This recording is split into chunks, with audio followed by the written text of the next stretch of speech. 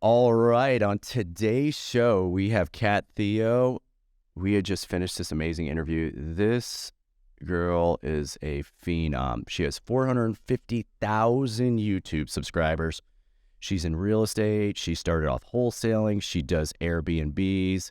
She is a travel enthusiast. And I just want to say my one biggest takeaway. She went through the five pillars of how she makes decisions. These five pillars, she created some analogies. The first one being time. So this is her pillar. She's like, okay, you're given $1 million, but tomorrow it's all over. But today you have $1 million. Would you take that $1 million? Well, the obvious answer is no. So this is how she goes through, and she's creating her process of finding levels of importance. So on there, she had time, she had relationships, health, freedom, and happiness. And I really just thought it was interesting. We're always chasing money. We're always chasing success, all these different things. And oftentimes we forget that if we were asked these questions, we're not going to trade our relationship. We're not going to trade the health of our mother. We're not going to trade our happiness long-term. We're not going to trade our freedoms. We're not going to trade our time for a sum of money. So I really thought that was interesting. That was my biggest takeaway. Chris, what about you? I think that relates to one of the things I've learned from past guests and things I've read is that, like, to really soak up the moment. So often we're like, look, I'm going to ignore everything in my life, family, friends. I'm going to read 1 million books because in 10 years I'll be where I want to be, and then I'll be able to relax and do what I want to. And I think that that example she gave of saying, if you could give me that money tomorrow, I'd still say no. I'm in it for the ride. I'm in it for the learning. I'm in it for the experience. I'm in it to enjoy the moment. I think I took that away from her huge. Also, what I think went uncaught by me during the interview was that, it was at 18 or 19. She moved out of the house, traveled Europe, came back, and has now started 18 businesses. And sure, she has an entrepreneurial spirit, and that's the kind of person we try to have on the podcast. But I truly feel, and she alluded to this 100 times, that simple action of getting outside of her box, outside of what she's used to, and having to learn to exist and better herself in a number of countries she lived at such a young age. I think that's I think it's a good analogy to what a lot of our investors or our own guests or people we talk to almost every day is thinking outside of the box, growing as quickly as possible, and trying to replicate that in all areas of your life. And there's nobody who's done that better than Katt. No, I couldn't agree. So without further ado, excited to get this podcast started.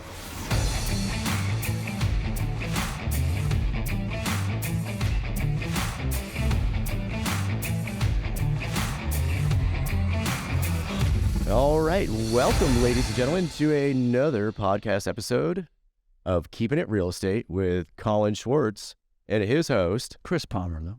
Chris, how are you doing today? Fantastical.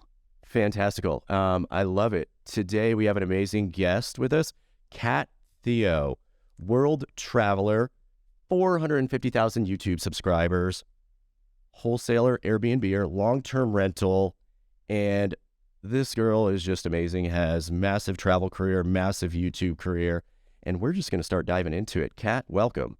Thank you. Thank you for having me, guys. Excited to be here. So, since this is pretty deep, and I was trying to go through your videos and put together a bio, and there's just a lot there. So I want to hear it from Katt. Tell me about Katt. Yeah, tell us why you've done more by the age of 28 than anybody usually does by the age of 68. Oh, I mean, I don't have a reason for that other than I just love to learn and try different things. I know I started wholesaling when I was 19, and I just wanted to get into real estate. And wholesale, when you're young and broke, that was the avenue. Everyone was talking about getting into wholesaling, so that's what I did. And then I did about 3 sales, and then I was like, I want to be a cash buyer. I don't want to hustle for the rest of my life trying to get the next deal. So that's kind of when I was more interested in becoming a cash buyer. And of course, at the time, I wasn't a cash buyer, but I was working my way, trying to learn how can that happen. And then as far as traveling, when I was also 19, so a lot of things happened when I was 19. I was recently engaged to my high school sweetheart, and I was like, okay, this is the moment. If I'm going to go do something and travel, I better do it now. So I got on a plane and I went to Spain, and I didn't come back for like 5 years. So Oh, that's what happened.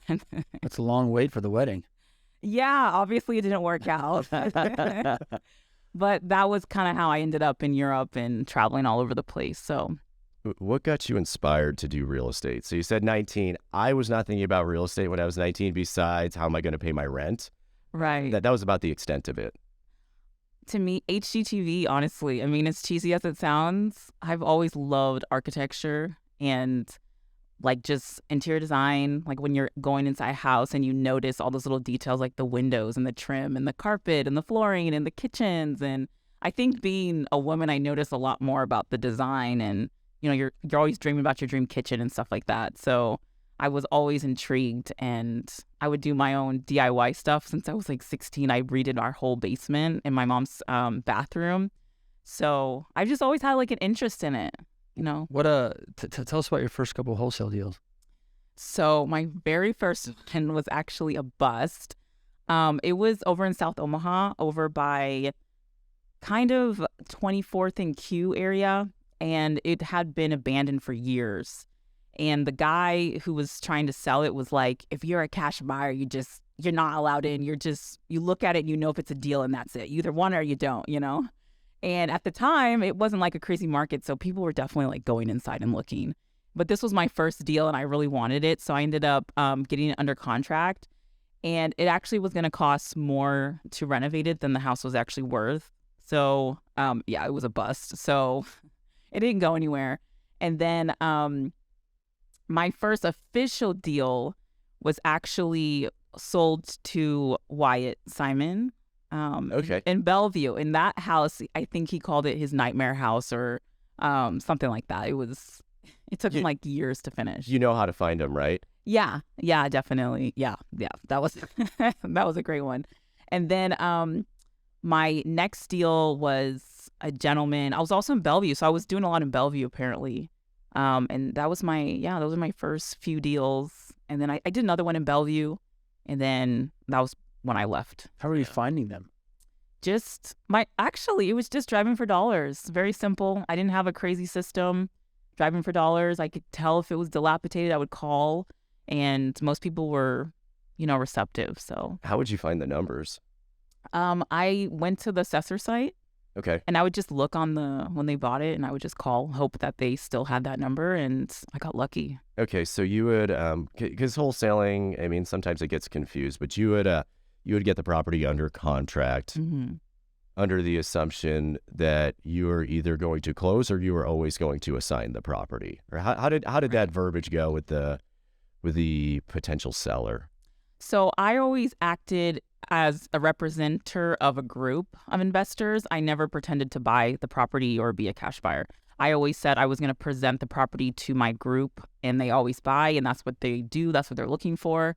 So I pretty much presented it like they had more of an opportunity to get it sold because more people that are going to be looking at it at once instead of just me. So that's kind of was my little thing. That's interesting. So you would basically let them know you have an established price, you will get that price, and instead of a real estate agent, which they're getting a price, but then they're taking a cut from that individual, Right. it would just be added on top. So that was where your work would pay off of whatever delta you got on top. So they were happy because they knew if, they wanted $50,000 or $100,000 for the house, okay, $100,000, it's under contract, and they don't care what's happening on the back end versus listing it with an agent, et cetera. There's going to be 5-6% taken off their actual net proceeds. Was that also kind of a sales point for them, or? Yeah, absolutely. I think most people didn't want people going through their house. They didn't want retail buyers seeing, they didn't want their neighbors knowing what's going on and how poorly the house was taken care of. So I think for a lot of people it worked. And that's why I think there still is a market for wholesalers and wholesaling. So it's kind of unfortunate now. It's kind of more this gray area that you can't really do it. But a lot of people are really grateful they're not having like everyone and their mom knowing and their pictures being posted all over the internet. Why? Do you know why? I really don't know why the wholesaling thing was kind of put a kibosh on. Yeah, because it's now illegal in Nebraska. Right. Why? From my understanding, a lot of people were taking advantage of the sellers. And a lot of people didn't know what they were doing, and they were doing stuff that weren't legal. And I think also realtors were upset as well. I think it's that last one. Yeah. Probably. I can see both sides because there has been, wholesalers too. I mean, this is the worst case scenario, but they get, they find grandma needs to move. She has everything packed up, get the property under contract. They give $100 earnest deposit or something. And then, last day, grandma's already ready to move and like, oh, sorry, I don't have the deal. There's that. But I do think primarily it's probably the realtors and the board of realtors wanting to control their revenue source, which, Right. makes sense for them. So once again, doing some research on you, wholesaling's cool. And I do want to get to the rentals and the Airbnb, but I'm going to kind of jump around. You're an author and you were an English teacher. Yeah. And an English teacher not in the U.S. Are those both true? Yeah. You did your research. Yeah. I have plenty of videos to look over. So yeah. Yeah. So I originally started teaching in Spain. And to teach in Spain, you do not have to have a degree in teaching. You just have to be native. So you guys could be teachers abroad if you wanted to live abroad. So I went to Spain. I taught high school out there for 2 years. And then I moved to Taiwan. I taught kindergarten for about a year. And I was trying to find a way to connect to my students because they're kind of Taiwan's far, but it's like they're kind of in a bubble a little bit out there. So it was a way to connect with my students. So I kind of wrote a book to kind of explain different lifestyles. And I had a friend who was an author, and he was like, you should get this published so you can share it with other kids around the world, not just your students. So I ended up getting it self-published, and the process was really fun. I learned a lot, and my book is still out there. That's great. What's the name of the book? Layla Escapes the Zoo. Layla Escapes the Zoo. Yeah. That's cute. It's cute. Self-publishing a book, because I hear most people typically, now it's become really popular to get ghostwriters, et cetera, and have somebody basically, you almost do this type of interview, and then all of a sudden you have a book and it's published, and, you send them a screenshot of your face, and then boom, you're on the cover. But self-publishing, what were some of the tactics? What were some of the trials, tribulations of doing that? Well, I'd never written a book before. I'm actually dyslexic, so that was kind of funny. I was writing a book, and That's great. half the time, what I see and what other people see, it's completely different. What I see versus what's there is different. So, I mean, the process was fairly simple. You start with your script, kind of your basic, script of what you wanted to say, and then you have somebody criticize your book, proofread your book. And they will cut a bunch of fluff out and tell you what stays and what doesn't. And then you work with an illustrator if it's a children's book to get the illustrations. That takes about the longest. And then you have another person come and criticize it again, make sure it's kid friendly, and the age group that you are writing for matches up with the actual illustrations and the vocabulary. And then after that, you work with somebody to kind of put it all together, and then you just upload it on Amazon, and then it's out in the universe. Just like that. Just like that. Did you have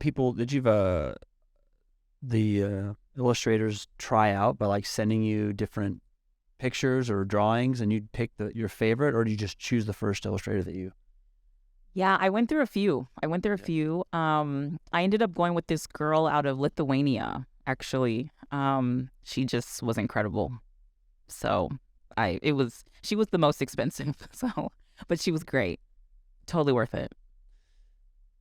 I have so many questions here because you do such a good job of, obviously you're traveling the world, but you've, building businesses and or utilizing help and partnering with people from all over the world, because the illustrators from Lithuania, you wrote a book while living in Taiwan. Yeah.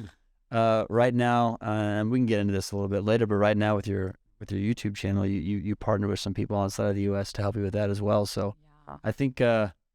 I think it shows that there's no bounds to who you can partner with and what you need to do. A lot of people say, I don't like where I grew up, or I don't have a lot of friends. You're like, well, Yeah. call someone in Lithuania. Yeah. You still make it work. Yeah. I'm 19. I'm out of here. That's I'm great. gonna go, go to Spain for a week, and 5 years later.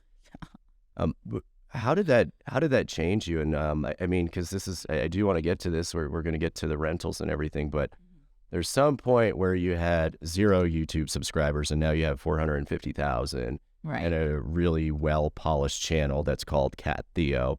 But was this during your travels? Was it inspired by your travels? Or I'm trying to make the connection there, I guess. So my YouTube channel started out of sharing my experiences traveling. That's originally how my channel started. And it was just for me. It was just to document my experiences. So one day I could look back, show my grandkids, what I was doing when I was 19. And then I was there probably for 3 years and I didn't have any of my friends come visit me. So I made like this joke video, like how to make money so you can go visit your friends. And the video like blew up. So after that, I kind of transitioned into more how to make money on the side hustles, stuff like that. And ever since then, it's just been crazy. I just haven't been able to keep up with it. So when you say blow up, because I've seen some of your videos that have over 1 million views. Was this one that just went viral right away and you're like, hey, there's something here? Yeah, it's funny because back then blown up for me was 10,000 views. But when every video had like 2 views or 3 views, it was like, wow, my gosh, like people are watching this stuff. So that was how it started. Did it creep up each video, or did all of a sudden just you had 1 million? You just found the perfect video after like the 7th one or something? Yeah, I mean, it was pretty steady. Like I had, let's just say 1,000 subscribers. So it was pretty steady. And then it was just that one video. And it took me a year on YouTube to make $100. I mean, it was a process. But I guess I wasn't trying to make money on YouTube. It just kind of happened. But yeah, it took about a year before I actually made my first $100 on AdSense. That's funny because it's, they talk about the journey being so important, like the people that are most successful. I listen to him a lot, Alex Ramosi, and just talking about that the people that are most successful focus on the journey, not the end goal. Absolutely. Because there's dopamine kick. And if you're getting dopamine, I mean, this is neurological. If you're getting dopamine on the journey, you're enjoying the journey. But the people that are just looking for the end result, they get there and they find out they're unsatisfied because they didn't know what it was. They were actually supposed to be enjoying the journey. And it's kind of almost funny. You were literally on a journey for yourself, traveling around, and you created this. And this is something I was thinking about this morning. You're at 450,000 subscribers, but you started with 1. Right. And to make $100 after a year, that's the reason most people give up on things within 30 days or less, because they don't see that instant gratification, instant results. So I just, many people would see what you do and be like, oh man, I can do that. That's great. I want to put a video out for this. But without the actual context and the actual time commitment that was put into it, it's just really impressive. I was thinking the amount of work that led up to that was incredible. So what happened after that first $100 and that nice steak dinner that you got? I mean, yeah, I'm actually vegan, but oh, that's right. That's right. Did that start on the trip as well, or has that always been?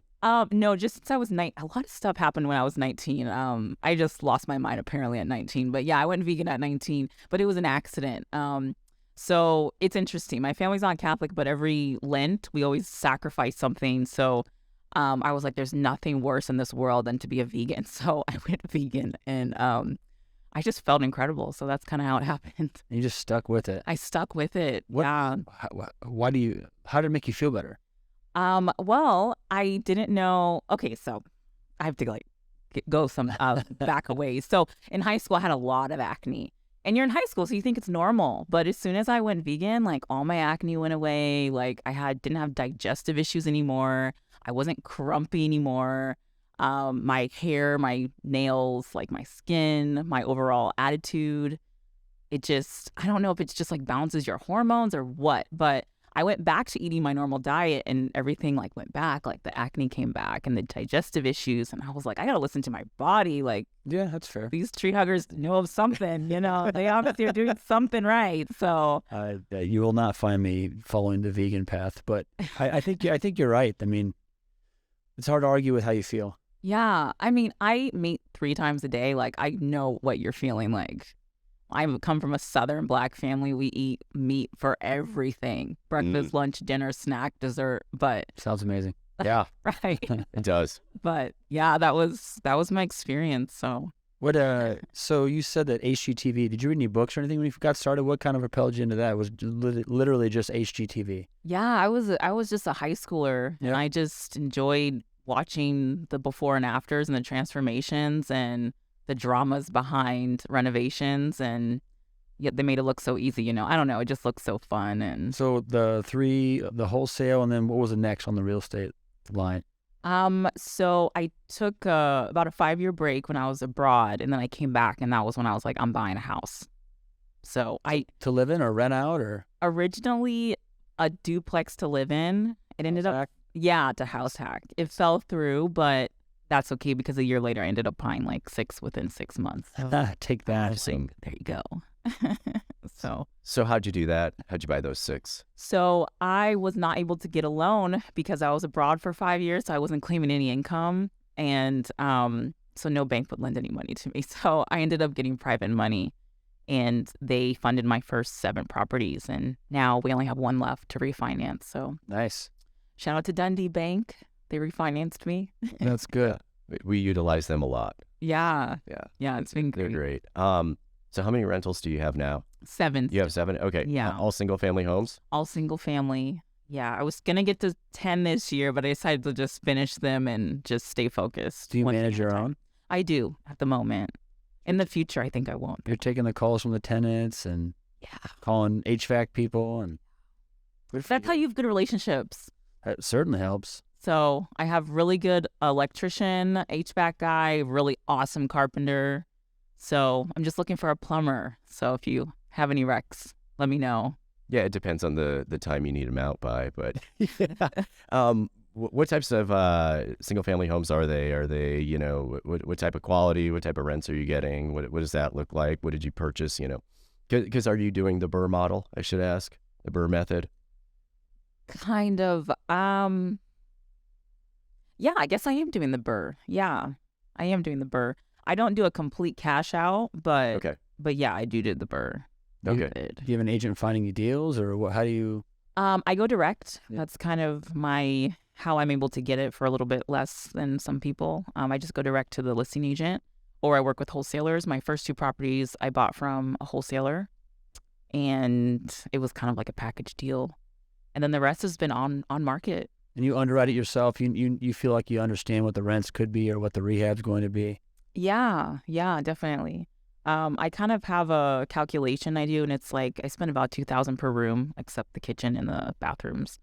And so I just kind of stick to that and hope there's nothing behind the walls. Yeah. I always add like 10% buffer, but in general, like it's been pretty good. So That's good. And then from that, Good. Well, I was going to ask, are these long-term rentals or are these Airbnbs? So currently I have 1 short-term Airbnb, and I have 2 on the way, and then the rest are long-term. in the house, the whole house is an Airbnb. Yep. That's the here whole in, house. here in Omaha? Yep, right in the zoo area, over by the zoo. So South Omaha. So I have half my portfolio in South Omaha, half over north, and then I have 1 in no man's land over on 24th and Leavenworth kind of area. Oh, come on. No Man's Land? That's right down the street. yeah. That's my hood. Yeah. What are you talking about, No Man's Land? I love that area. The taco truck, Taco El Rey. It's right across the street. I can walk, right? Yeah, Yeah, it's right exactly. there. Yeah, right there. Okay. Well, we're neighbors. We have some properties over there as well. Oh, That's cool. right. Yeah. Yeah. Cool. It's not no man's land. Yeah. Well, it seems like everyone's like, it's not north, it's not south, it's not really downtown. It's like, It's next to the taco truck. yeah, exactly. It's going well over there. How do you determine to make a property a Airbnb versus a long-term rental? So if you stay along the urban core, I feel like it can be an Airbnb because you have nurses, you have people that come for weddings, there's just so much going on. You have concerts. I have people that come just for a concert they're going to. They're in Western Nebraska and they're just coming out for a concert. So I feel like as long as you're in the urban core, you can have an Airbnb. And you're cleaning it, restocking it, you're doing it all yourself. I don't clean them anymore. Okay. Yeah, I do have a lady. She's amazing. Her name is Miranda. She's fabulous. So she really helps me out. And how do you research what the projections will be on the returns for Airbnb versus a rental? Because I would never think to Airbnb by the zoo. I'm terrible at Airbnb. I'm terrible at it. How? Yeah, exactly. I've got a lot of leftover furniture. and some pictures and some vases somewhere. They're dusty now. Oh man. I know to stick to my lane now. As we were talking earlier about flipping houses, no more flipping houses either. Yeah. It's a bad idea. Yeah. But no, how do you, we wouldn't think that. So how are you determining the pricing? Or is that through Airbnb's model and what they recommend, or what are you doing? So there's a lot of different websites you can use. There's, I think it's called Airbnb DNA or Air DNA. Air DNA. Yeah. Yeah, and that helps. Originally, I had the house as a long-term rental. I was getting $900 a month, and I just stuck it on Airbnb. Then now I'm grossing $3,000. So for me, it was a no-brainer. Dang. It was a no-brainer. Yeah. So By the zoo. it's not a great area. There's no garage. They have to go up a bunch of stairs. 3 Gs. People don't care. People do not care. I bet you take good care of the property though. It's nice. cute. Yeah. I will say. Does it have a theme? It does. It's definitely bohemian, cozy, tiny house feels. Like decals of tigers on the wall and giraffes. Not zoo themed, but I did do a zoo theme one for a client, and I think it's doing well. It's Really? super cute. Yeah, it has like polar bears and lions and stuff. Well, you're getting back to your roots of wanting to decorate things and make things all nice and. Yeah, do you see me light up? Oh yeah. I love it. So you offer this as another service. So I can't figure out. So I know you've got the YouTube channel, you've got some rentals, but then you have 12 different ways to make passive income. And now I'm like writing them down. I think I have like 30 of them so far from looking through all your videos, from Patreon, from, reading books, doing any of these things. But it sounds like you're also doing consulting for Airbnb as well for clients. And is that like the established, or what does that look like? So I do design for them. So this came about with Dan Zimmerman. He's doing he manages them. So he was like, I'm managing these Airbnbs, but my clients need help with the design. So I was like, we should team up. So that's kind of how it started. So it was just kind of word of mouth, and I just do the design. So from when they buy the property, I just take it over. We talk about what they want to do with it as far as themes and stuff, but as far as the tile, the paint, the theme, the furnishings, I just do it all. You are doing that HGTV that got you interested day one. Yes. That's fun. Yes. And it's fun because Airbnb, you can do crazy stuff and you can get away with it because it's not like you're looking for one buyer to love it. It's just like fun, Funky's cool. Yeah. It Your is cool. vacation. Do you leave gifts or do anything unique for the guests? Oh, yeah. We'll leave out snacks for them. That's great.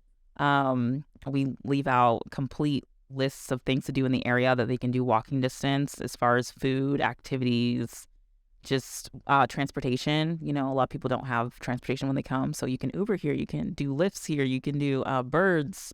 What's that other one? Limes. So you can do so much here that people think Omaha doesn't have anything. They just think it's cornfields. Well, we have more than cornfields. We've got the zoo. Yeah, we got the zoo. There's definitely and the the zoo. aquarium. Yeah. So what is what does your day look like?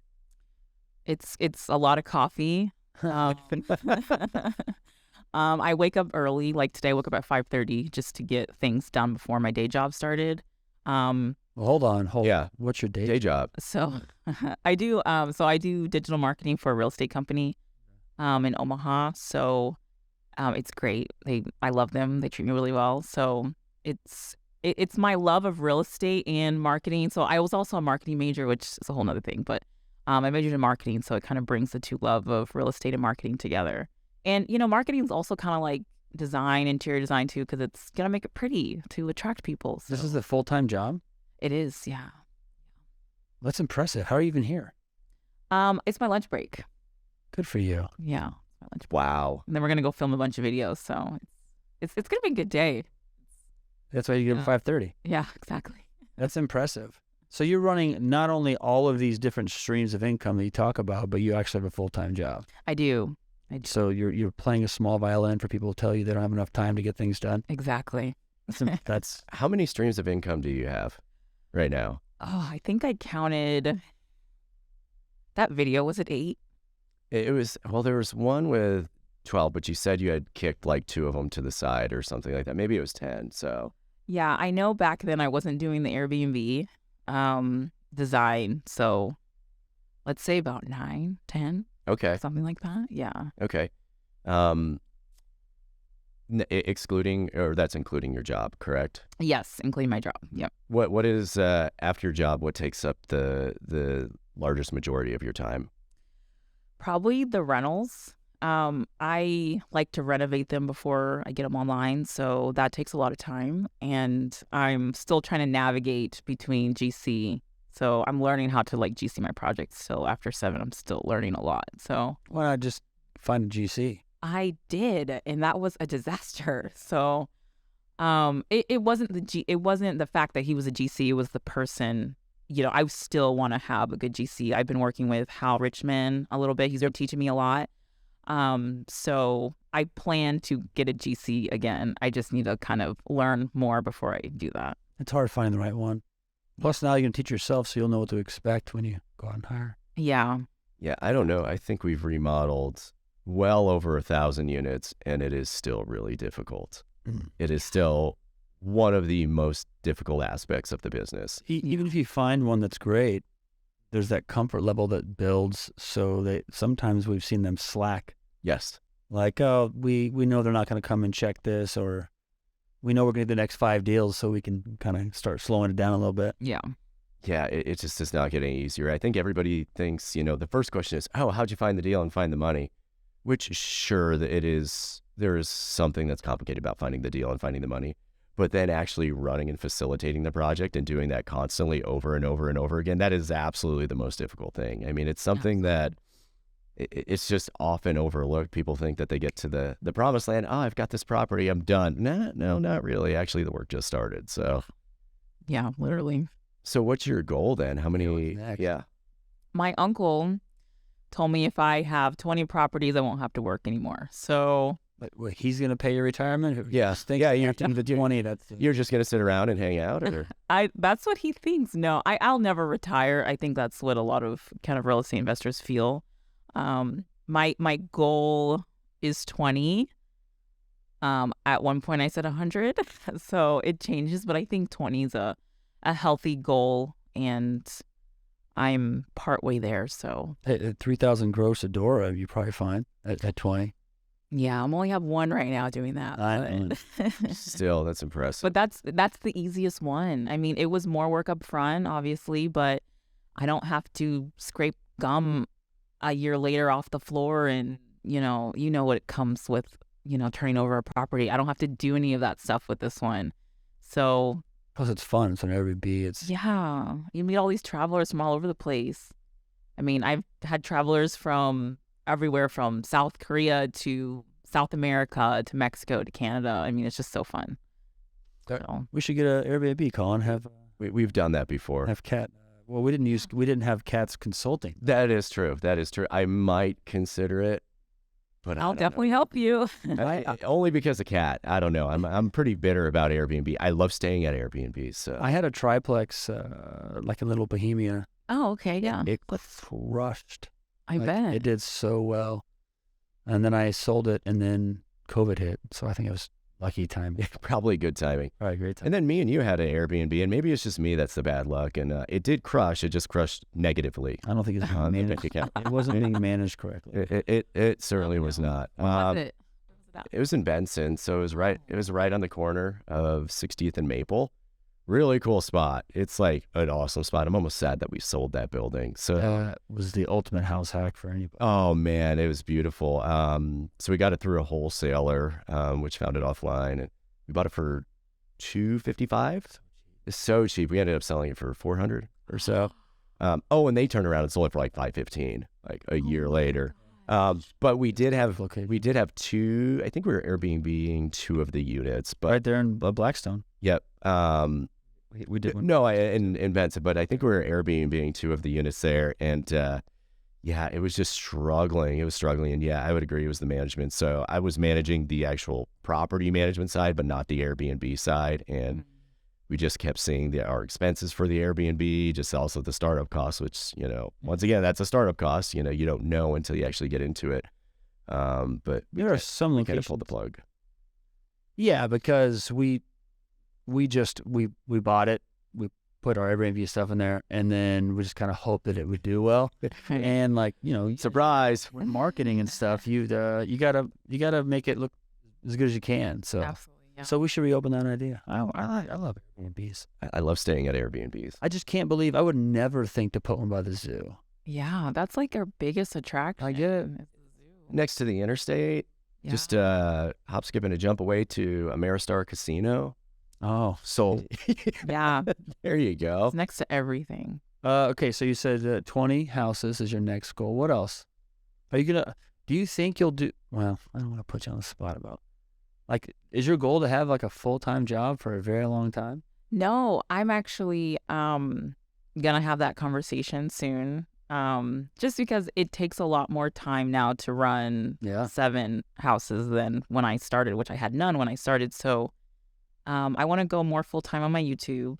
I get a lot of love out of that, so and a lot of Yeah. enjoyment. So I want to. They're very well done. Oh, thank you. Yeah, they're good. Thank you. That's kind of where I want to go, and then I'm even wanting to be a digital nomad again. So I want to like just be hopping around. So Moving Done. around. yeah, just be with my backpack, my suitcase, my computer, and just That's awesome. hop around. So would you plan on, so you have the rentals going on in the background, and that's probably when you would hire a manager.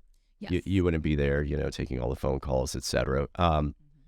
Once again, the YouTube channel, all this stuff is new to me. Starting a podcast, getting on social media, all these things are incredibly new. And every time I go to these masterminds and conferences, I heard Pace Morby speak, and he's like, the reason why I have all these opportunities is because I tell stories every day on social media. And I just kept hearing this over and over and over again. Yeah. It's because I tell stories on social media and it attracts a following. So when I am shift gears and, he went from, I think, flipping houses or doing certain types of creative financing to now wanting multifamily. He's like, I've built up such a following. I just say I want multifamily, and he has the audience there, so he can basically accomplish anything because of his reach.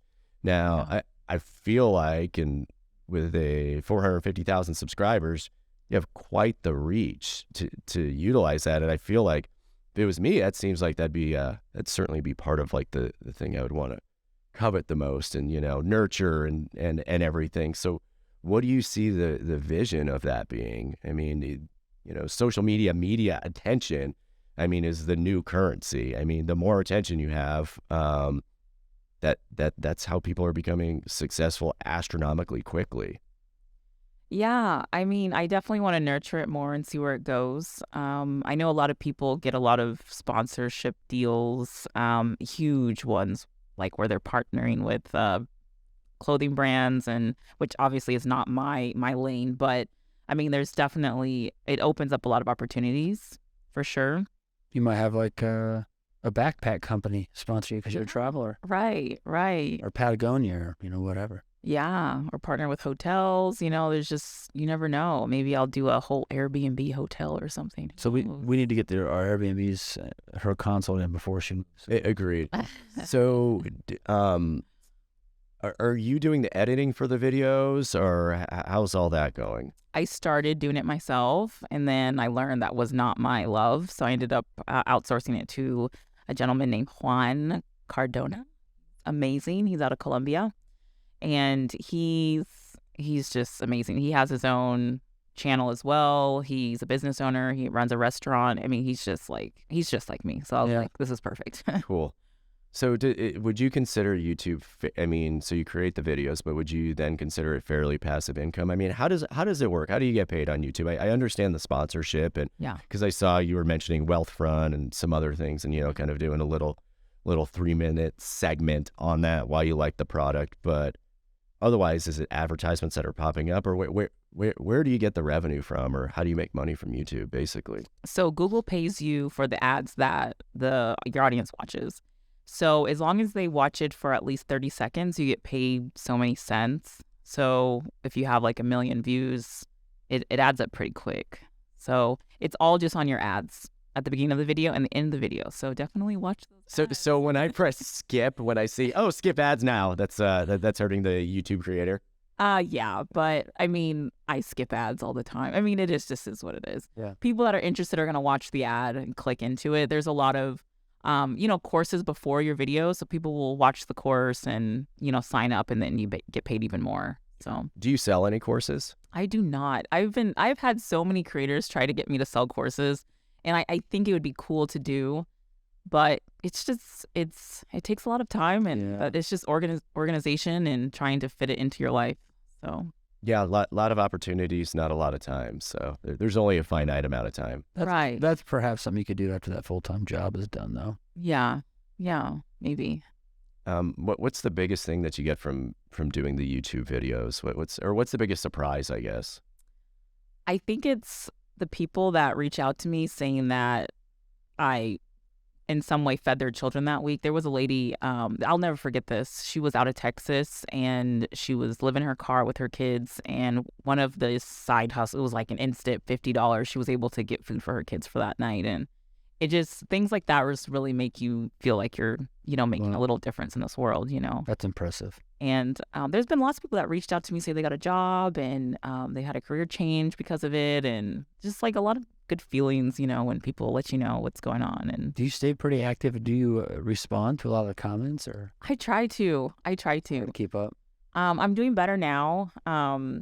Now that I have more help with the editing, and I just hired a new guy to help me actually upload the videos, because I'm like here right now, but today is my upload day. So he's taking care of all that. So I don't have to be like doing it at like 5 a.m, trying to stay on track. So that's been extremely helpful. So I'm learning to delegate more of it to other people and not be such a control freak. So Everything that's in your videos, have you done all those income producing activities? And would you say that your YouTube channel is focused on income producing opportunities?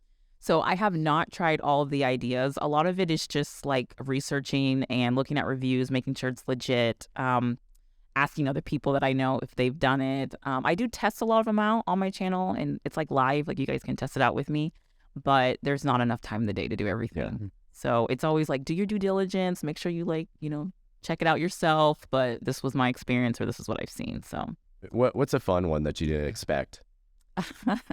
the one out of Boston, did you see that one? Mm-hmm.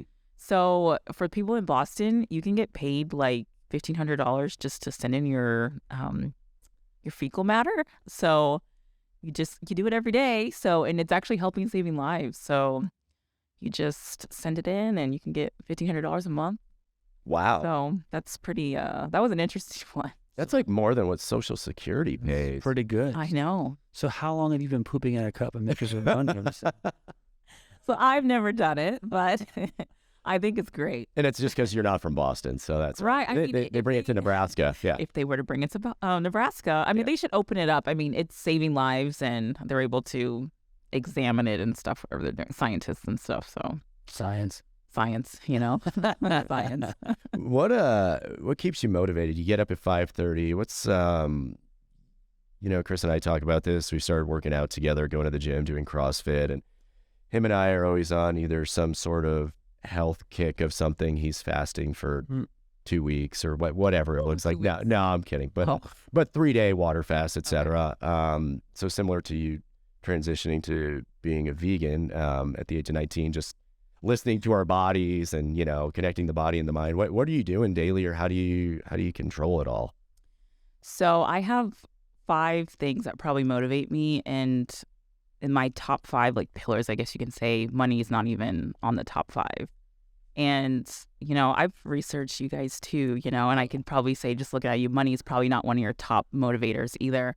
And like, for example, if I were to tell you I have $1 million right now, I'm just going to give it to you, no strings attached, but you are going to die tomorrow. Would you take the money? Like it's an and or? No, I mean like actually, would you take the money if I said, I'll give you $1 million, but you're going to die tomorrow? Yeah, no, thank you. Right, because your time's important, right? Your time. So time for me is one of my pillars that motivates me. So anything that I do, I want to make sure that it's giving me more time, whether it's in the future or it's now. And the same thing, like, okay, I have more money. Okay, I have another $1 million I want to give you, Colin. But let's say we can just stop there. I'll take the $1 million. But let's say if you take this money, your mom's gonna die. Would you take it? No. So relationships are more important to me than money as well. So relationships, time, another pillar. Okay, here's a big one.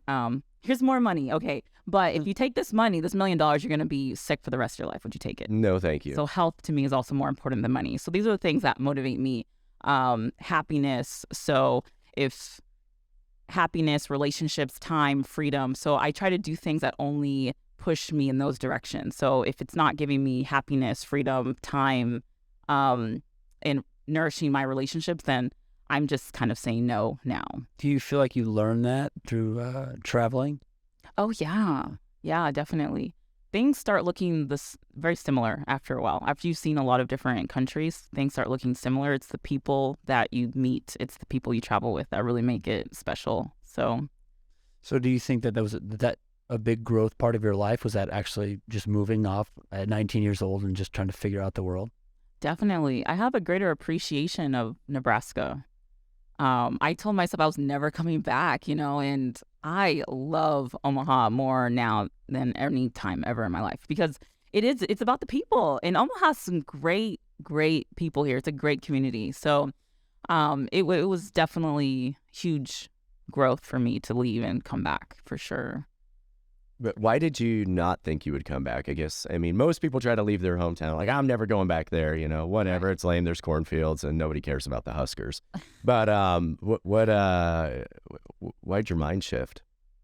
I mean, I think it was being in Madrid it's one of my favorite places to be. But as an expat, people come and go out of your life constantly. So you meet all these great people, but then they're gone in a year because they're expats. They're not there forever. It's just temporary. So I think I really valued more the relationships that I have here that are forever. So I think that was the mind shift. The reason why I wanted to leave, honestly, I was just young and I want to get out of here. And, I was just like a grumpy teenager, there's no reason. It's just, it's home. And so that's why you want to leave, so. No, that's a big change to just move across the world. At 19. Turn into a vegan.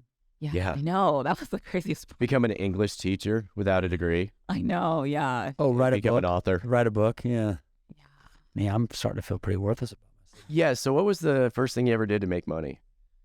I was 12, actually. I used to be one of the, where you throw the newspapers. I did the newspapers. Yeah, it was like $30 a month. So you've been waking up at 5:30 for a long time. I've always been fascinated by economics. I don't know. I was a weird child. Like, I wasn't like playing. I was like, how can I make money? Like, it was, yeah.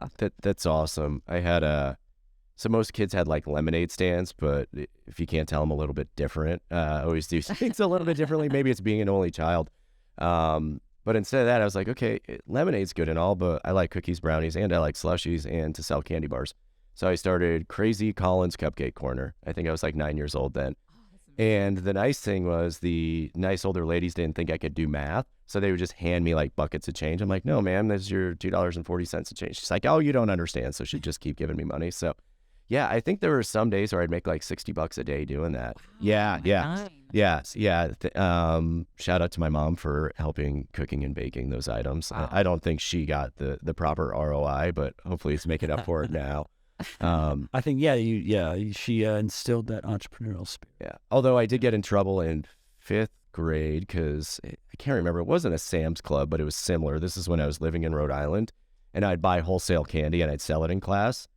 And all of a sudden, like, there was rumors like the vending machines, they like had candy stocking up because I kind of like cut off the supply. Like I was the one just selling to the entire classes. And, I was selling out backpacks full a day. It was great. I was undercutting, they were maybe charging 75 cents. I was charging like 40 cents or like, 2-3 for $1, whatever it was, selling in bulk. And, then I started having my little crew. I see how, drug dealers come to fruition, except I was doing candy. I had my guys running around and, yeah, eventually I got popped, and they said you got to stop doing that. But that was a great opportunity. I know, that's exactly what I said. I said I'm giving the people what they want.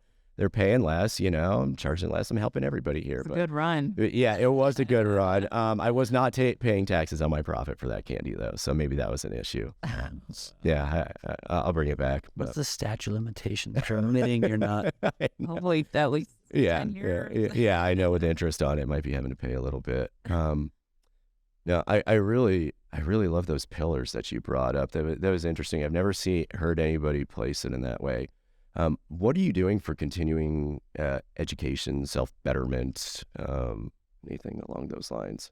I So this is a new thing I implemented, so we'll see. Hopefully it lasts and sticks. But I'm starting to do, you like the 1% rule in real estate, Oh yeah, right? absolutely. So I'm implementing the 1% rule in my personal life. So I'm trying to do something that are within those pillars that better my life 1%. So for health, for example, I might not go to the gym, but I can at least do 5 squats, right? So then each day I do another squat that's more than the day before. So I'm bettering my health like by 1%, which is attainable. And when you feel like you're so busy, it's kind of hard to I feel like you can fit a lot of stuff in, but you can better your life at least 1%. So if that's learning, I can read 3 more pages that I read yesterday, so I try to just do 1% better than I did the day before. So you're 30% better a month, and then, you just kind of keep up with it. Just like the compound effect, Darren Hardy. Yeah, I love it. Small little bites. Yeah, when I first started in real estate, I was journaling. I journal now, but it's a little bit different. But the journaling I would do is I had to make one impactful change every day. So, meaning I had to do something that moved the needle. So, say I underwrote my first deal, that was moving the needle. I kind of opened up something in my mind that I had never done before.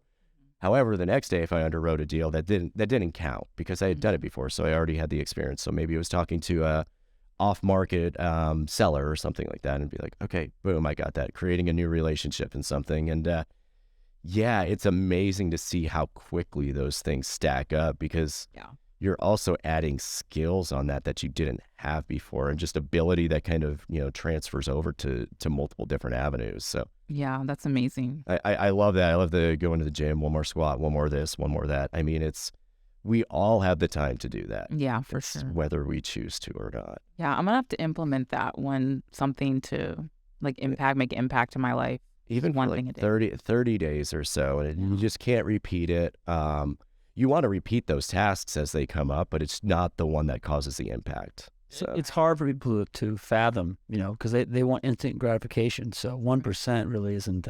Yeah. But I mean, compound. I love that book. That's cool that you implement it too. Yeah. In areas outside of what people would think. Yeah, just a little bit a day. Because I, a couple years ago, I had a gym membership. I was like, I'm going to be a baddie. So I got a gym membership, literally. And I hate wasting my money. So I was like, if I get the membership, I'll go to the gym. Yeah. I went 3 days the whole year. Nice. So the gym won. The gym won. So that's how I was like, just a little bit a day is obtainable. So no gym anymore? No. What's your thing? The 1%, the 1%, I'll just do an extra squat. I'll get on my back with those little flare kick things. Okay. And just there you go. do a push-up. I'm not there yet to do a full push-up. You could probably do a push-up if you ate more meat. That's what I'm You got me there. You got me there. Yeah, but, do you want to feel healthy or you want to do push-ups? Yeah. We'll do push-ups. I won't even turn it into a debate about gorillas. Veganism versus, no debate at all, but I do feel as though all that should be said is that it made you feel better. Yeah. What's that Netflix documentary? Game Changers? Game Changers. Oh, yeah. Game Changers was a good one. Yeah. I mean, it's been debunked. Yeah, it's very controversial. Oh, really? But, but here's the... Doesn't matter. Yeah. We'll talk after. I can tell you this much. For the most part, whether, like eating vegan is certainly different than walking in here and being mad at us because the desk is made of wood and therefore it came from a tree, but we killed insects and we chopped down the tree and therefore we're against that mind thought process. That's a really tough thought process to understand. But simply changing your diet, it makes all to feel better. Absolutely. It makes all the sense in the world. I mean, even when you go veganism, as long as you're not replacing it with, well, I'm having Skittles every day and that's not fried seed oil or right. Yeah, if you're having veggies and fruits and you're gonna feel better. That's great. That's impressive. That's quite the change in 19. Yeah. I want to meet 18-year-old Katt. Yeah. He all out. Yeah, what happened then? No, seriously, there's something.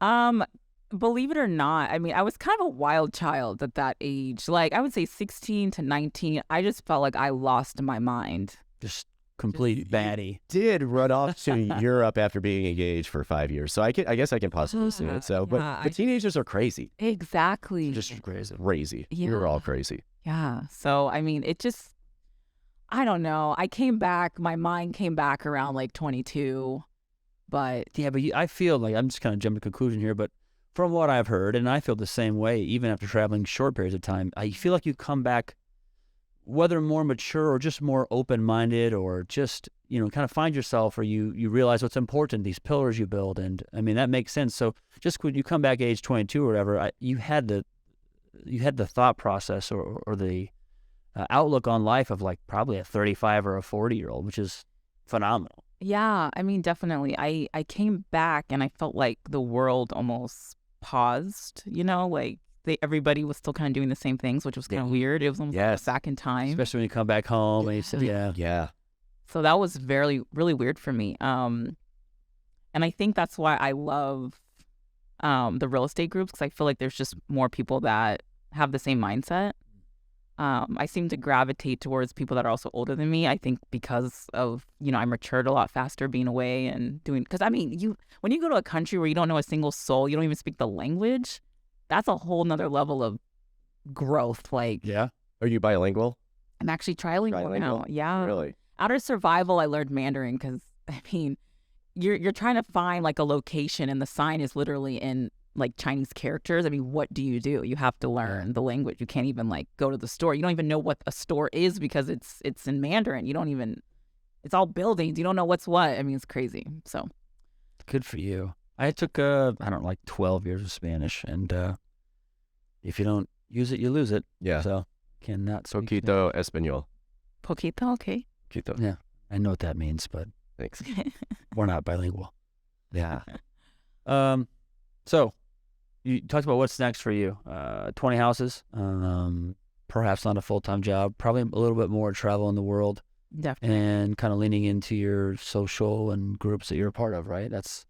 Yeah, I want to get more. I want to network more. That's one thing that I've definitely have not been doing well, is I haven't been networking. So I do want to get out there more. So In what type of groups? the real estate groups. Yeah, mostly the real estate groups. I just love partnering, so I Will you appreciate being invited. Yeah. Will you come Please. speak at one of the meetups? If I guess I would have to know what value I could bring, so I still feel like pretty new. You could do it in Mandarin. There you go. Yeah. No. When you That'd be say fun. what value you can bring, that's it's kind of astonishing that you would say that, because there's so much that you have done and such a creative outlook that is not typical, that I think anybody can get some value from. So I'm just going to ask you to kind of reshift that mindset. No, seriously though, there are, and not saying what Chris and I do is not unique, because there's a lot of things that we can teach people, but it's a select group, and there's only a select group that are doing the things that you're doing. When you look at the population of, grab 1,000 people, how many people are doing what Katt does? Katt, that's it. Maybe you get to 100,000 people and you might find another person or two. Right. So with that knowledge, I think that there are pieces that you can share with the world that will be impactful for everybody, even just a piece of it. So you just don't know. I mean, just like with that YouTube channel, you didn't think your funny video of, hey, if you're broke and want to come visit your friend, this is how you do it, guys. You didn't think that was going to turn into this. And obviously people found value into that. And, you're feeding a mother one night because she's looking for food, and you didn't think it was going to turn into that. So once again, I mean, the reason why I started the meetup group was because I was the dumbest person in the room, and I apparently I still am. But I wanted to, well done. I wanted to create a group of those individuals, where we could share ideas and learn from each other, even if it was a slow burn. But the more you give and the more of those groups that you get into, it just, it's 1%, except you're exemplifying it because you're doing it faster and faster and faster. You're not waiting to, hopefully run into somebody at your high school reunion. You're actively going for that, and you're putting yourself out, and, maybe somebody has some things that they can teach you as well. So December speaker, Katt Theo. Yeah, perfect. That's a word. That's exciting. I love it. No, I appreciate it, Katt. Do have a couple of questions, and it's funny because a lot of them, so to kind of wrap this up, but you kind of answered one, but I do have another one. You kind of answered it, or you towed around it, but what's one piece of advice you would give your 18-year-old self? Oh, man. I'd probably tell her to just get started. Just try it. Just do it. I think a lot of people, including myself, get so stuck in the learning phase that they don't actually take action. A lot of my viewers, the same. They want to learn everything, but the best way to learn is just to get in there and do it. There's nothing I have learned in the RIA groups I think that would have prepared me for actually owning real estate. So just got to get out there and do it. Learn it. Learn it. Morning routines. You have any? Or do you just wake up and start renting out Airbnbs and learning the fourth language? Well, I mean, my morning does start at 5:30 most days. I'm trying to implement like exercise again because I do love doing it in the morning, like 5:30. You've brought it up a lot. I'm looking for an accountability partner. So if anyone's out there 5:30. We'll meet you. east of the city, I would love to. Yeah, All right. I'm east of the city. What does east of the city mean? So east of 70, so like this area. This area, downtown. East of the city is anything east of 72nd? To me, it is. Oh, I've never heard that phrase before. I've never heard of east of the city, but I have heard. Oh, really? There's a defining line at 72nd. Well, yeah, I guess west. You really? Okay, so yeah, west of the city is always like, west Elkhorn over there. Yeah. And I work over there, but I try not to go too often, so I'm more like east of the city. Anyways, yeah. So if you're Accountability partner you need. yes, Okay. Probably find him at a meetup after you speak. yeah, that'd be great. You're on the spot now, so yeah. So I just kind of came up with this one. I had a couple other questions, but you do seem like you have a lot of goals and you have a lot of things going on. You ever heard of a BHAG? Big, hairy, audacious goal? No. It's kind of like the ultimate goal. It should be unachievable. It is how big it is. It's like Elon Musk sending everybody to Mars is a BHAG or something, and it does not have to be you're not sending people to Mars, or maybe you want to. But have you thought about that? What is that big, hairy, audacious goal that likely is unachievable, but you'll be able to keep? You're gonna do anything to keep pushing for it. I've always wanted to own a resort abroad, many of them. But see, that's actually going to happen. Yeah, I think. yeah. Yeah. I mean, it's a different market that I guess I have to meet somebody who's, done it, can give me some tips. Yeah. Like, how do you buy a resort? I don't know. Or just jump in and start teaching yourself. Yeah, that's true. Where would you have this resort? Well, you said you want multiple. Where's the first one? I would About? think Mexico is probably easy for most Americans to get to. Okay. And I love Spanish, so it's easy.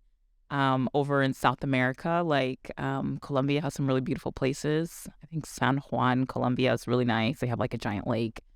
Don't quote me though. I don't know if that's in Colombia. Maybe it's in Nicaragua, but it's called San Juan. There's a big lake out in South America. You sure not San Juan, Puerto Rico? No, Okay. no, Okay, for sure. Yeah. Yeah, I think South America, maybe even in Africa, like Kenya, because they have the giraffes that like go in the window. I think that's so cool. So why though? Why would you want to have this resort? Because then I have somewhere to go, like on vacation, and just chill there for a month and a half. And Hundreds of Airbnbs right there in one location. Yeah.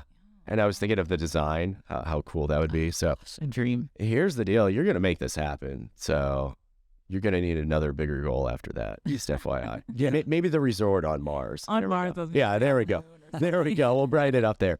No, awesome, Katt. I want to thank you so much for your time. And yeah, incredible story. I know there's a lot more. Everybody check out Katt Theo on her YouTube channel. Subscribe. I certainly have. Any other places where people can get a hold of you? Instagram, it's just cat.theo. There's a lot of fakers, but it's just cat.theo. There's no underscores or anything like that on Instagram. Facebook too, Katt Theo. Awesome. All right. Well, thanks again, Katt. I appreciate it. Thanks, Katt. All right. Thank you. Thank you.